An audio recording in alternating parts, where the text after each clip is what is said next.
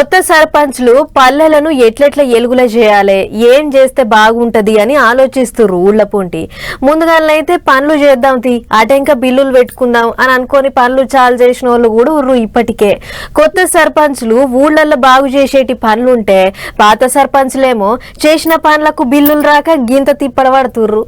అప్పులు తెచ్చి కొప్పులో పెడితే తెచ్చిన అప్పులు తీర్చలేక తప్పించుక తిరుగుడు అవుతుందని అసెంబ్లీని చుట్టుముట్టిరు తెలంగాణలో పాత సర్పంచులు. వాళ్ళు పదవిలున్న 5 ఏళ్లు ఊళ్ళను ఉద్ధరించేందుకు సర్కార్ తరపుకించి నిధులు రాకుండా బిల్లులు వస్తాయని అప్పులు తెచ్చి ఊళ్ళను ఎలుగులు చేసిరట. కానీ ఇంతవరకు పాత బిల్లులు ఇచ్చిందైతే లేదు. అందుకనే పెండింగ్ బిల్లులు ఇవ్వాలని సీదా అసెంబ్లీ ముంగడికి వచ్చిరు పాత సర్పంచులంతా గుంపుకూడి. అసెంబ్లీ శీతాకాల సమావేశాలు సారాయనుండే కదా, ఇక అట్లా తొలతనాడే చుట్టుముడితే చెక్కుల మీద సంతకాలు వస్తాయి అనుకున్నట్టు కావచ్చు. అందుకనే సర్పంచుల జేఏసీ అని పెట్టి చుట్టుముట్టాలని చూస్తే ముందుగానే పోలీసు వాళ్ళు అరెస్ట్ చేసిరు కొంతమంది పాత సర్పంచుల్ని. ప్రభుత్వం నుంచి నిధులు రాకున్నా గానీ అప్పులు తీసుకొచ్చి గ్రామాలను అభివృద్ధి చేసినాము. మరి అభివృద్ధి చేసినందుకు ఈరోజు ప్రభుత్వం మాకు కానుకగా ఈరోజు పోలీస్ స్టేషన్ల చుట్టూ చిక్కుతున్నటువంటి పరిస్థితి చాలా దారుణమైనటువంటి పరిస్థితి. గ్రామాలలో మేము చేసినటువంటి అభివృద్ధి పనుల యొక్క పెండింగ్ బిల్లులను మాకు విడుదల చేయమని చెప్పి అడుగుతున్నాము. 12,769 గ్రామ పంచాయతీలు ఉంటే మొత్తం గ్రామ పంచాయతీలలో కలిపి కూడా ఇవాళ దాదాపు 1000 కోట్ల లోబడే మా యొక్క పెండింగ్ బిల్లులు ఉన్నాయి.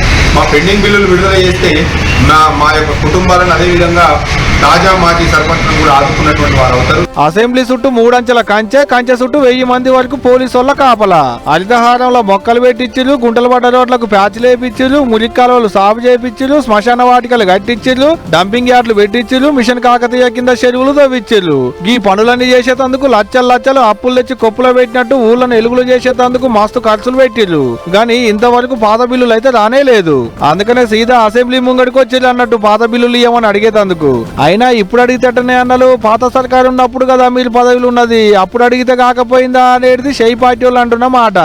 ఏదో అయింది పోయింది కానీ మరి చూడాలి షై పార్టీ సర్కారు ఏమన్నా పాత సర్పంచుల మీద కనికరం చూపెడుతుందో లేదో అనేది రేపు